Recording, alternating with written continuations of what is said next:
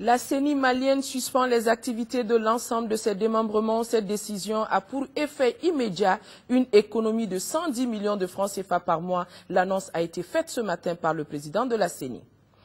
Élection américaine, premier débat télévisé hier soir entre Barack Obama et Mitt Romney. 40 millions de téléspectateurs ont suivi ce premier face-à-face, lequel a tourné à l'avantage du candidat républicain, selon la majorité des observateurs. La jacinthe d'eau, cette plante nocive pour les cultures, mobilise les riziculteurs de la zone officerie de Ségou. Une opération de curage a été lancée aujourd'hui pour désengorger le canal de Dori en 4e région.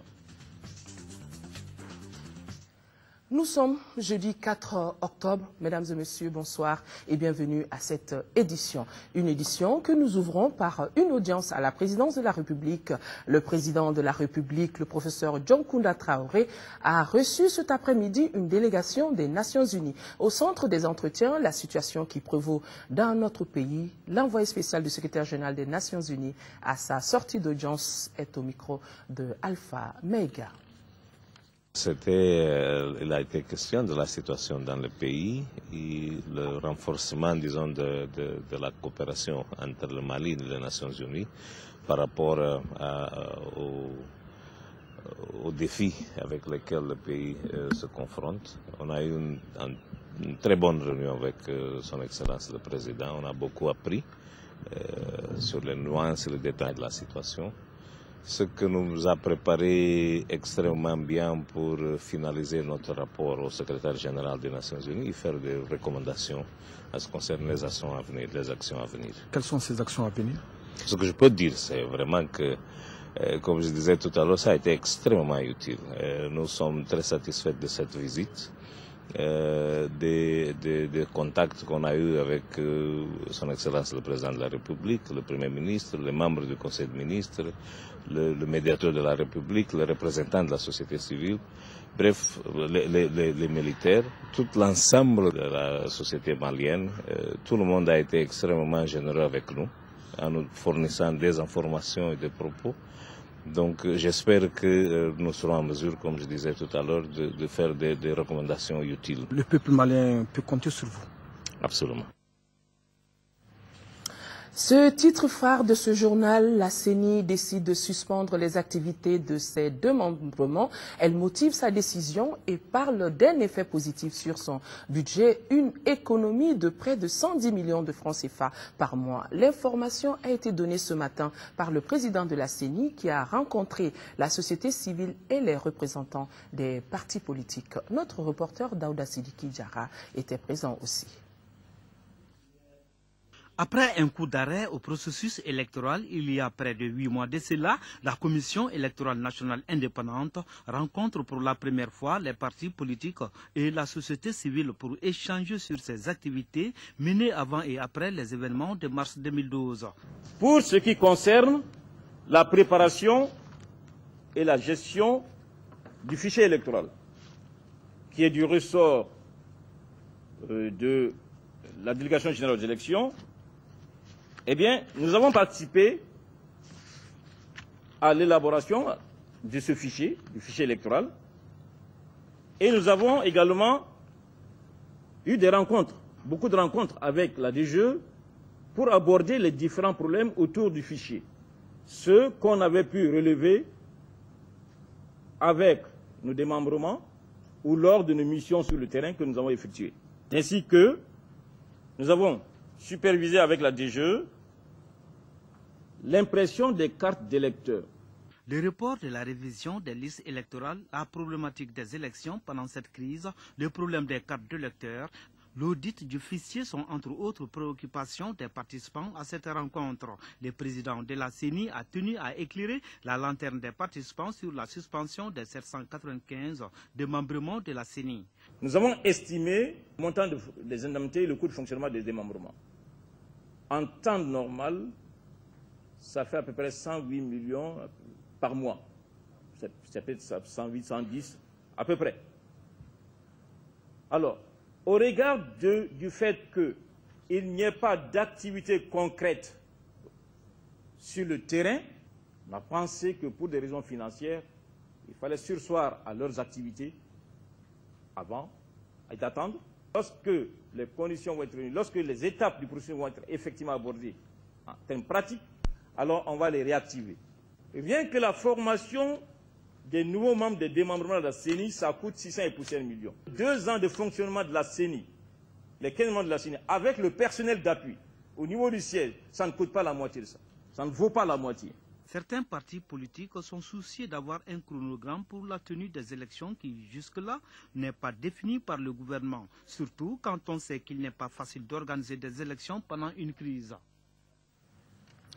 L'économiste en chef pour la région Afrique de la Banque mondiale basée à Washington, aux États-Unis, a animé une vidéoconférence de presse regroupant les journalistes du Bénin, du Sénégal, du Burkina Faso, du Burundi, du Gabon, du Togo, de la RD Congo et de la Guinée-Conakry et bien évidemment les journalistes de notre pays. Et ça a porté sur le thème « Croissance des États africains grâce au feu des ressources minières, gazières et pétrolières et l'engagement des pays africains pour l'utilisation judiciaire de ces ressources ». Mahamadou Doumbia était présent ce matin au siège de la Banque mondiale, ici dans notre capitale. En dépit du ralentissement économique mondial, les économies africaines connaissent une robuste croissance. La Banque mondiale encourage ces pays à dépenser judicieusement les recettes de leurs nouvelles ressources pétrolières, gazeuses et minières. Cette vidéoconférence pilotée depuis Washington visait à informer la presse d'une dizaine de pays africains sur l'engagement de la Banque mondiale pour lutter contre la pauvreté et à encourager les investissements, mais surtout l'agriculture en Afrique. Le facteur le plus important qui explique cette augmentation de croissance en Afrique est l'amélioration des politiques macroéconomiques, qui est vraiment à un niveau beaucoup plus élevé par rapport avant les années 2000. Par exemple, le taux d'inflation moyenne en Afrique en 2005 était à moitié du taux d'inflation en 1995. Et nous avons constaté que l'augmentation, l'amélioration des politiques macroéconomiques a aidé les économies africaines à gérer ces économies pendant la crise globale. Et grâce aux réserves que les politiques africaines ont accumulées. En termes de constat, les pays africains riches en ressources naturelles doivent faire un choix judicieux pour investir aussi dans les domaines de la santé, l'éducation, la création d'emplois pour réduire la pauvreté. Le 3 octobre marque la date anniversaire de la réunification de l'Allemagne. L'ambassadeur de ce pays dans notre pays, au Mali, a offert hier une réception en sa résidence. Ce dernier a saisi l'occasion pour réitérer le soutien de son pays au Mali pendant ces moments de crise. Adama Djimde, reportage. Cette réception offerte par l'ambassadeur de l'Allemagne au Mali marque le 20e anniversaire de la réunification de ce pays frère et ami du Mali. La journée de l'unité allemande 2012 se tient à un moment où notre pays peine à retrouver ses repères du point de vue politique et sécuritaire. Hier, tout comme aujourd'hui, l'Allemagne tient à soutenir le Mali. Il m'est donc important à cette soirée commémorative et joyeuse de rassurer les amis maliens et de souligner que l'Allemagne sera aussi aux côtés du Mali dans ce temps de crise profonde, en accompagnant et assistant le gouvernement de transition comme le peuple malien dans la maîtrise des grands défis qu'il face. Maliens et Allemands souhaitent ardemment commémorer l'édition 2013 dans un Mali unifié. Nous fêtons aujourd'hui l'anniversaire de la réunification allemande dans un Mali divisé. C'est un symbole. Et dans son propos, l'ambassadeur a eu à le dire, nous comptons fêter la réunification allemande en 2013 dans un Mali uni et unifié, démocratique. Quoi de mieux que de célébrer avec une dizaine de membres de gouvernement l'unification d'un pays qui a été le premier à reconnaître notre indépendance. Le ministre de l'Environnement et de l'Assainissement sur le site de stockage des pesticides obsolètes et déchets apparentés de Sanankoroba. Des pesticides obsolètes dont le traitement ou l'élimination viendra parachever les efforts du programme africain relatif aux stocks et pesticides obsolètes. La visite a été suivie par notre reporter Moïse Traoré. Dans la commune rurale de Sanankoroba, le site de stockage des pesticides obsolètes et déchets apparentés s'étend sur une superficie de 1,5 hectare. Sur l'espace précédemment offert par le village de Saint-Sina à l'Office de protection des végétaux OPV, plus de 55 tonnes de déchets sont entreposés. Et un dispositif aussi moderne où il y a un écart assez énorme entre, n'est-ce pas, les populations et l'enclos. Il y a au moins 250 mètres au moins entre les habitations et même quelques kilomètres d'ailleurs entre les habitations. Je pense que c'est un dispositif assez éloigné et la position aussi par rapport à la circulation du vent, de l'air qu'on doit normalement tenir compte pour mettre de tels dispositifs est effectivement pris en compte. Le dispositif sera renforcé. Grâce à la Banque mondiale, un contrat d'élimination de plus de 1,743 milliard devait être exécuté par une société allemande. Des équipements et du matériel de la dite société sont encore sur place. Malheureusement, les événements de ces derniers temps nous ont un peu retardé, n'est-ce pas? Mais je pense que l'appel qu'on doit lancer, c'est au niveau du partenaire, qui est la Banque mondiale, de revoir un peu notre stratégie par rapport au financement de ce programme. C'est un programme au niveau africain, mais bon, on peut, je pense qu'en négociation, voir un peu comment prolonger ce programme pour que le traitement effectif puisse être, n'est-ce pas, mené. Le programme africain relatif au stock de pesticides obsolètes ambitionne débarrasser les pays des stocks de déchets contaminés. En attendant, il urge que les services de l'environnement soient saisis avant toute commande. Le choix peut porter sur le moindre mal. Le ministre de l'Agriculture, lui, a choisi la direction du Centre national de lutte contre le criquet pèlerin. Le directeur du centre a profité de cette occasion pour faire part au ministre des différentes préoccupations de sa structure, notamment la perte dans les régions du nord du Mali de 33 véhicules de service ainsi que le repliement de certains agents de perception. Il a aussi souhaité une augmentation du budget alloué à son centre afin de mieux assurer les futures interventions anti-acridiennes. Le ministre a tout simplement eu une oreille attentive à toutes ces doléances. L'actualité hors de nos frontières, je vous le disais dans les titres, l'élection présidentielle américaine, c'est parti pour la série des débats télévisés. Le face-à-face a débuté hier soir. 40 millions de téléspectateurs ont pu découvrir les deux candidats, Barack Obama et Mitt Romney. Beaucoup d'aimabilité pour ce premier face-à-face qui a tourné à l'avantage de Mitt Romney selon beaucoup d'observateurs. C'était le premier des 3 débats télévisés entre les candidats à la présidentielle américaine. Poignée de main et premier échange sur le thème on ne peut plus consensuel de l'anniversaire de mariage. Je veux te souhaiter, mon amour, un heureux anniversaire et te dire que dans un an, nous ne le célébrerons pas devant 40 millions de personnes. Félicitations, Monsieur le Président. Je suis sûr que c'est l'endroit le plus romantique que vous pouviez imaginer, ici avec moi. L'assaut d'amabilité tourne court et face à un Barack Obama sur la réserve, Mitt Romney mène l'offensive tout au long d'un débat dominé par les questions économiques et sociales. Le président a une vision très semblable à celle qu'il avait quand il s'est présenté il y a 4 ans, celle d'un gouvernement plus important avec plus de dépenses, d'impôts et de régulations. Le président candidat tente de défendre son bilan, rappelant l'héritage laissé par son prédécesseur, un déficit de 1000 milliards de dollars annuels plombé selon lui par 2 guerres payées à crédit et 2 dispositifs de cadeaux fiscaux qui n'étaient pas financés.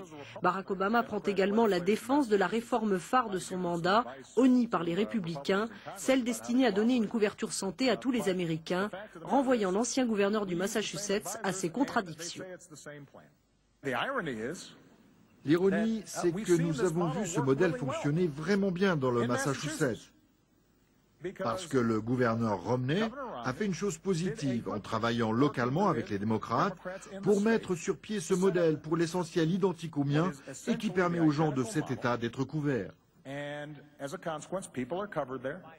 2 enquêtes publiées à l'issue du débat ont donné un large avantage à Mitt Romney. Mais ce dernier, encore à la traîne dans plusieurs États, devra transformer l'essai. Et à 5 semaines de la présidentielle, le favori des sondages reste Barack Obama.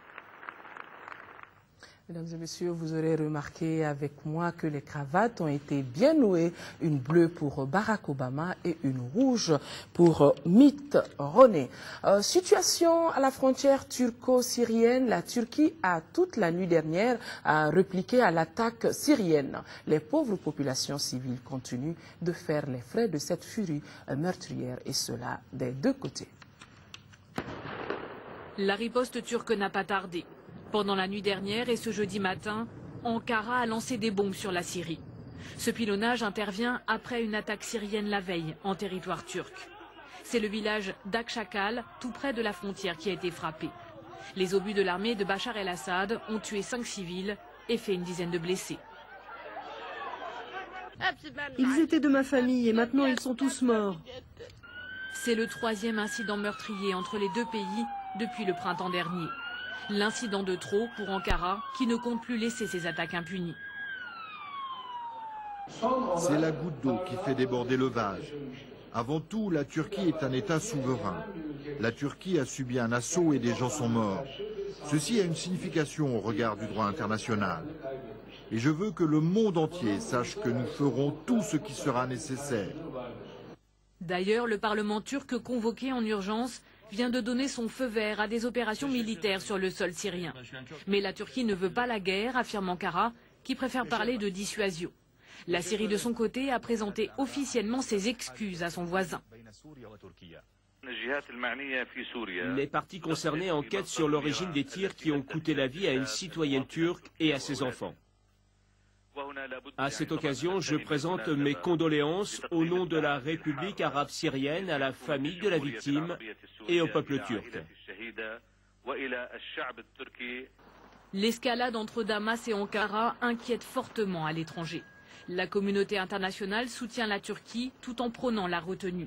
L'OTAN condamne cet acte agressif contre un pays membre.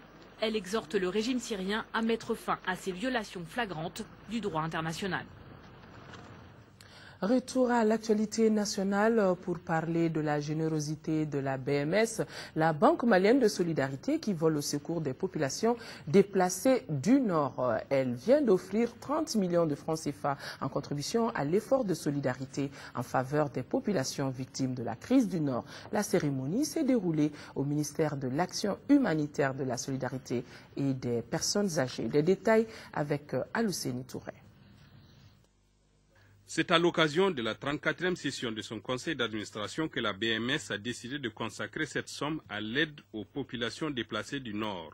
Pour le directeur adjoint de la Banque malienne de solidarité, la BMS répond ainsi à sa vocation fondamentale, celle de financer l'insertion des populations vulnérables dans le circuit économique. La Banque malienne de solidarité, compte tenu de sa vocation, entre autres, de financement des populations vulnérables, en vue de leur insertion dans le circuit économique, et malgré un contexte difficile pour le compte d'exploitation des banques du Mali, ne peut rester en dehors de ces mouvements de solidarité manifestés au bénéfice de ces populations. Comme le directeur général adjoint souhaitait que les 30 millions contribuent à atténuer les souffrances des bénéficiaires, le ministre de l'Action humanitaire, de la solidarité des personnes âgées rassure. Je voudrais vous donner ici l'assurance qu'à l'instar des autres gestes qui ont été faits à l'endroit des déplacés, que nous nous ferons le devoir et l'obligation de leur faire parvenir les bénéfices de ces 30 millions. Tous ont émis le vœu de voir très bientôt la fin de cette crise qui n'a que trop duré. Autre geste de solidarité, la direction de la protection civile met 63 millions de francs CFA à la disposition des populations victimes des inondations, les 3000 sinistrés des régions et du district de Bamako. La direction de la protection civile est appuyée dans cette œuvre par l'UNICEF. Compte rendu Adama Koulibaly. La Direction nationale de la protection civile, avec l'appui de ses partenaires, vient au secours des populations touchées par les inondations. 1112 ménages de 3238 personnes sinistrées vont bénéficier des kits d'hygiène d'une valeur de près de 64 millions de francs CFA. Les personnes identifiées bénéficiaires de ce geste de solidarité se répartissent entre les régions de Kaï, Koulikoro, Sigasso, Ségou, Mopti et le district de Bamako. Les kits sont composés de tentes, nattes, couvertures, de latrines en plastique et plusieurs autres petits matériels de cuisine et d'hygiène. La Direction nationale de la protection civile a procédé à la répartition des kits entre les localités touchées à travers les directeurs régionaux de la protection civile. Les personnes sinistrées bénéficiaires de ces kits d'hygiène par région sont Kaï 310 personnes, Koulikoro 60, Sigasso 1106 personnes, Ségou 1341 personnes, Mopti 287 et le district à travers la commune 6, 134 personnes. C'était l'occasion pour les responsables de la protection civile de remercier leurs partenaires, principalement l'UNICEF, qui leur a permis de faire ce geste de solidarité aux démunis frappés par les calamités naturelles. Cette déclaration de l'Alliance des démocrates patriotes pour la sortie de crise sur la position de certains partenaires extérieurs par rapport à la crise du Nord, et cette déclaration, avant de voir ce qui fait l'actualité dans nos régions, la DPS tient absolument au respect strict de l'intégrité territoriale du Mali et à la laïcité de l'État. Elle appuiera tous les efforts tendant à une restauration durable de l'ordre constitutionnel démocratique et républicain, ainsi que tout processus de renforcement de la décentralisation conformément aux principes de libre administration des collectivités tels que prévus à l'article 70 de la Constitution du 12 janvier 1992. Mais elle s'oppose et s'opposera à toute forme déguisée de fédération ou de confédération, car il n'y aura aucune demande intérieure légitime qui justifierait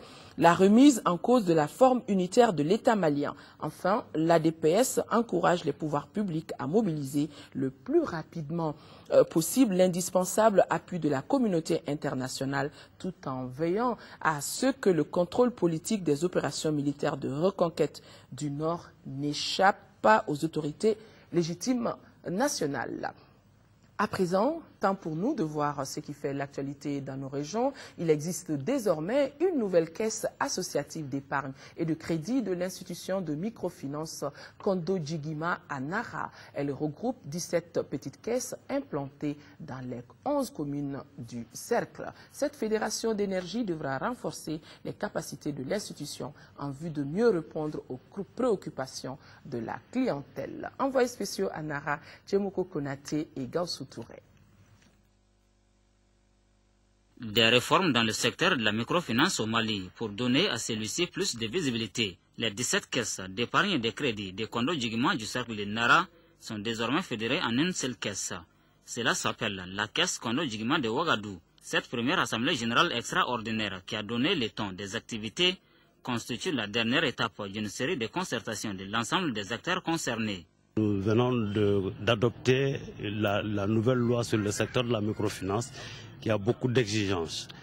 Et du fait de ces exigences, les petites structures ne peuvent plus répondre à l'ensemble des critères. Donc il est extrêmement important de procéder à des regroupements. La nouvelle démarche participe de la volonté des responsables à la viabilisation des institutions de microfinance au Mali.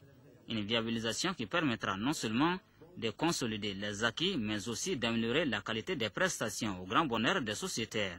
Nous comptons mettre en place le fonds de crédit institutionnel partagé pour réduire le coût de refinancement bancaire qui handicape un peu le développement financier de ces institutions. Et une caisse implantée dans un village doit répondre à un certain nombre de besoins. Ces actions s'inscrivent dans un vaste programme dénommé PMR, Programme de microfinance rurale, un programme élaboré en 2010 par le gouvernement et le Fonds international de développement agricole pour une période de 8 ans. On aura une économie de 25% en termes de charges. L'Assemblée générale a passé par la modification des statuts et règlements intérieurs de la nouvelle caisse, en tout cas qui va être adoptée par les délégués. Ensuite, il va falloir mettre les nouveaux organes en place. Conseil d'administration, comité de crédit et conseil de surveillance. Et en fait, l'Assemblée doit faire des résolutions sur la gestion du patrimoine. Le processus a pour but d'approprier les actions de lutte contre la pauvreté. En 5e région, environ 150 millions de francs CFA, c'est le coût global des investissements faits par Planet Equitable à Nalou, c'est dans le cercle de Bandiagara. La révélation a été faite par son directeur général qui est en séjour dans les différentes infrastructures initiées par son programme. Compte rendu depuis Mopti de Moustapha Doumbia. C'est aux environs de 9 h en ce 22 septembre, jour anniversaire de l'accession du Mali à l'indépendance, que l'athlète international porteur du flambeau de la paix et de la solidarité a foulé le sol mopticien. Cela après avoir parcouru à pied et pendant 18 jours une distance de plus de 400 km sur l'axe Mopti-Ségou. Mamadou Camara a été accueilli avec tous les honneurs au camp militaire Balobo-Bari de Sévaré, où il a remis aux autorités régionales le flambeau qui symbolise un Mali uni, fort et prospère. Face aux réalités et surtout face aux demandes de nos aînés et de nos autorités, nous devons suspendre cette marche aujourd'hui à Mopti. Et au plus tard, on l'espère bien avec nos vaillants soldats, que le 20 janvier, nous serons tous de retour à Mopti pour continuer cette marche-là sur Kidal. En recevant le flambeau des mains de l'athlète, les autorités régionales, à travers le gouverneur de la région et les commandants d'armes de la place, trouvent en cette action un bel exemple de patriotisme dont la génération actuelle doit s'inspirer pour œuvrer à l'éveil d'une nouvelle conscience citoyenne. Athlète introduit. L'athlète Camara, l'athlète pour la paix, est décidément célèbre. On s'attendait à voir la visite des infrastructures, voilà qu'on nous le présente. Et je pense que demain, nous serons en mesure de vous proposer ce reportage de Moustapha Doumbia depuis Mopti. Ségou, coup d'envoi des travaux de curage du canal de Doni à Farako dans le cercle de Ségou en zone office du Niger, en zone officerie, forte mobilisation des riziculteurs contre la jacinthe d'eau. Cet engagement des populations de cette localité est soutenu par les partenaires de l'officerie de Ségou. Ces travaux sur l'ouvrage de Dori vont dégager les voies obstruées par la plante flottante. Ségou, correspondance de Amaguiré Ogobara Dolo. Cette forte mobilisation des exploitants agricoles du secteur de Farako en zone officerie de Ségou est un investissement humain de plus de 20 villages pour soutenir les efforts et les initiatives de développement intégré que la direction générale de l'officerie Ségou déploie au quotidien. En effet, il s'agit d'endiguer l'évolution de la jacinthe d'eau afin d'accroître le débit de l'irrigation des parcelles rizicoles. Cette année, de façon exceptionnelle, nous sommes satisfaits en termes de pluviométrie et en termes de crues du fleuve. Mais malheureusement, au niveau de Farako, nous enregistrons en tout cas une irrigation timide. Et ça, c'est dû au fait que le chenal qui doit drainer l'eau est obstrué en beaucoup d'endroits. Et si bien que l'eau ne coule pas de façon progressive, de la manière dont nous le souhaitons. Et suite à cela, il y a les populations elles-mêmes qui se sont organisées, qui disent si au niveau de l'officerie, les ressources aujourd'hui sont limitées, du fait que, en tout cas, l'année dernière, avec la coupe budgétaire sur les BSI, et donc la population s'est elle-même mobilisée. Cet engagement des populations est accompagné par l'apport de l'entreprise Danaya Ségou, qui a fait ses preuves dans la zone office du Niger. À la date d'aujourd'hui, sur 6680 hectares, nous avons irrigué à peu près 3600, ce qui fait à peu près 53%. Donc le reste, avec ces travaux, en tout cas qu'on est en train d'entamer, nous sommes sûrs que ça va contribuer à améliorer de beaucoup, en tout cas, les taux d'irrigation. Ce nettoyage du cours d'eau s'opère sur 1,5 km et il permettra d'améliorer à coup sûr le rendement du secteur de Farako, secteur dont la production précédente a été désastreuse. Revenons ici à Bamako, coup d'envoi du concours d'entrée au Conservatoire des Arts et Métiers Multimédia Bala Faseke Kouyaté. Ce concours qui touche 5 sections met en compétition 353 concurrents pour 50 places. L'événement a été présidé par le ministre de la Culture en présence de notre reporter Isaac Tchenou. Ils sont 353 candidats, dont 62 filles, à ce concours d'entrée au Conservatoire des Arts et Métiers Multimédia Bala Faseke Kouyaté. Ces candidats sont répartis entre 5 sections, à savoir 159 en multimédia, 54 en arts plastiques, 63 en musique, 14 en danse et 63 en théâtre. 10 places sont disponibles par section. En donnant le coup d'envoi des épreuves ce jeudi, Le ministre de la Culture a tenu à rappeler toute l'importance de cet établissement pour le gouvernement. C'est par rapport à l'importance de cette école que le gouvernement a bien voulu mettre en place, parce que c'est un joyau qu'on peut qualifier dans la sous-région et en Afrique, qui est quand même particulier et bien convoité. Donc, en tant que ministre de la Culture, cela va de soi que je manifeste tout l'intérêt pour venir voir ce qui s'y passe, surtout qu'il y a la raison qui est en train de travailler par rapport au cœur. On peut dire que les impressions sont bonnes. Le conservatoire multimédia Bala Faseke forme en 5 ans des cadres supérieurs dans le domaine de la culture et fait la promotion des artistes. La formation est assurée par des professionnels nationaux et étrangers. Le concours d'admission à cette école pour élite est ouvert à tout candidat technicien des arts et titulaire du baccalauréat n'ayant pas dépassé 30 ans. Puisque nous parlons de concours, restons dans le domaine pour vous faire part de ce communiqué du ministre de l'Éducation et de l'Alphabétisation. Le ministre de l'Éducation nationale et de l'Alphabétisation informe les candidats aux examens de la session spéciale d'octobre que les épreuves écrites des 10 examens débuteront respectivement à partir du lundi 8 octobre pour le CAP et BT, mardi 9 octobre pour le bac, mercredi 10 octobre pour le DF, lundi 15 octobre pour les IFM. Les épreuves se dérouleront dans les centres ci-après. District de Bamako, Académie d'enseignement de Bamako Rive-Gauche, centre du lycée Ba Aminata Diallo, centre unique pour les candidats du DF, du CAP, du BT, du BAC et des IFM. Académie d'enseignement de Bamako Rive-Droite, centre de Faladje Sokoro, centre unique pour les candidats du DF, du CAP, du BT, du BAC et des IFM. Académie d'enseignement de Ségou, centre du lycée Abdul Karim Kabara dit Cabral. Académie d'enseignement de Mopti, centre du lycée Amadoun Diko de Sévaré. Ne sont concernés que seuls les candidats réguliers du Nord Mali inscrits dans le délai au niveau de leur académie respective et qui n'ont pas pu composer à la session ordinaire de juillet. En conséquence, tous ceux qui se présenteront de manière frauduleuse à la session spéciale s'exposeront aux sanctions prévues par les textes en vigueur et il en sera de même pour leurs complices. Par ailleurs, il est rappelé aux candidats que les épreuves de la présente session auront lieu dans les mêmes conditions de vigilance et de sécurité que celles de juillet. L'accès à la salle d'examen est donc subordonné à la présentation de la carte d'identité scolaire en cours. Le ministre de l'Éducation nationale et de l'Alphabétisation se réserve le droit d'annuler les résultats des candidats frauduleusement autorisés à composer à cette session spéciale en cas de réussite.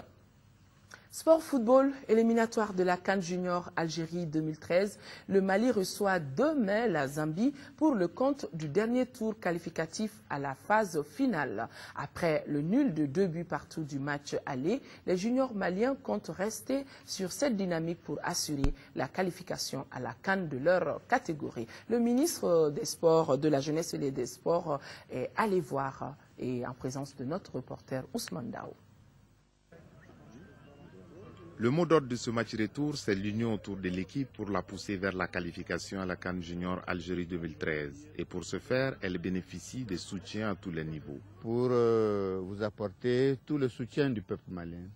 C'est vous dire que tout le peuple va vous regarder ce vendredi. C'est vrai que vous avez fourni de grands efforts en Zambie, mais la qualification n'est pas encore acquise à 100%. Il faut que devant votre public, vous puissiez assurer. En tout cas, je compte sur vous. Tout le peuple malien compte sur vous. Il faut qu'on soit à Alger 2013. Au-delà de cet apport, les protégés de Moussa Keïta Dougoutigi ont préparé la rencontre avec beaucoup de concentration en oubliant le résultat de 2 buts partout du match aller. On a joué le match aller, le score 2-2. Si à l'aller, à aller-retour, bon, c'est une équipe zambienne qui n'est pas mal. Ici, c'est Bamako, avec l'aide du public. Je profite pour inviter le public à venir nous supporter massivement pour encourager ces jeunes-là, pour qu'on puisse arracher notre qualification. Sinon, la victoire n'est pas encore acquise. Hein. En face, la Zambie est une bonne équipe qui n'est pas à Bamako en touriste. C'est une équipe qui va venir aussi super motivée. Nous, on doit doubler d'efforts. Pour ne pas les minimiser. On fera tout, Inch'Allah, pour notre qualification. Les choses sont claires, il faut jouer jusqu'au bout, se battre de la première à la dernière minute pour assurer une qualification à notre pays, la 9e à une phase finale de Coupe d'Afrique Junior. Mali, Zambie, demain. Avant de boucler ce journal, le port du casque est obligatoire pour les engins à 2 roues au Mali. La mesure n'est pas nouvelle, mais le gouvernement a décidé d'entamer une nouvelle phase active de sensibilisation afin d'ancrer dans les mœurs cette pratique qui sauve les vies. La campagne a commencé le 1er octobre dernier et l'interview de la semaine s'intéresse au sujet ce soir. C'est ainsi que Yaya Konaté reçoit Mamadou Koné, le directeur général de l'Agence nationale de la sécurité routière, avec qui il sera question aussi d'autres sujets relatifs à la sécurité sur nos routes. L'interview de la semaine à suivre juste après ce journal. Mesdames et messieurs, c'est donc tout pour ce journal. Merci de l'avoir suivi. Nos pensées vont à nos compatriotes des régions du nord du Mali vivant sous occupation. Et juste de rappeler que nous ne les oublions pas, et cela jusqu'à la libération totale du territoire. Merci. Demain, 10h, 13h, l'information reprendra ses droits sur ce même plateau. Au revoir.